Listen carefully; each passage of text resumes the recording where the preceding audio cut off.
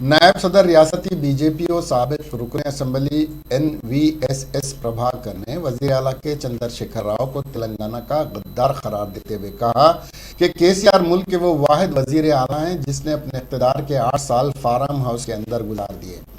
KCR को अवामी मसाइल से कोई दिलचस्पी नहीं है। KCR ने अपने आमिराना रवैये के जरिए ऐवान के वक़ार को भी मजरूह किया है। प्रभाकर ने आज INN से बात करते हुए कहा कि वज़ीर आला रियासत में जमहूरियत के बजाय आमिरियत को फ़रोग़ दे रहे हैं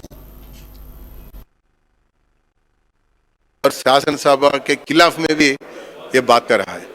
इसलिए they have no right to give notice against the prime minister बोल के मैं इस समय पर बता रहा हूँ। एक विषय, दूसरा विषय है हम इस सरकार को दलित द्रोही बोलते हैं और तेलंगाना द्रोही भी बोलते हैं और प्रजाधिकार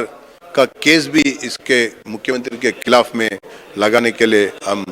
सामने आ रहे हैं। और साथ साथ में आज का मिनिस्टर्स का जो टूर होता है, ये सारे टूर उनके प्रॉपर्टीज कैसा बढ़ाना है उसका कार्यकर्ता कार्यालय नहीं बना रहे, केवल कॉन्ट्रैक्टर्स ही कार्यालय बनाते जा रहे हैं। ये पब्लिक के लिए ये सरकार कुछ करने में आगे नहीं आ रही बोल के भाजपा आरोप लगा रही है। और साथ साथ में हिजाब के बारे में कई लोग कई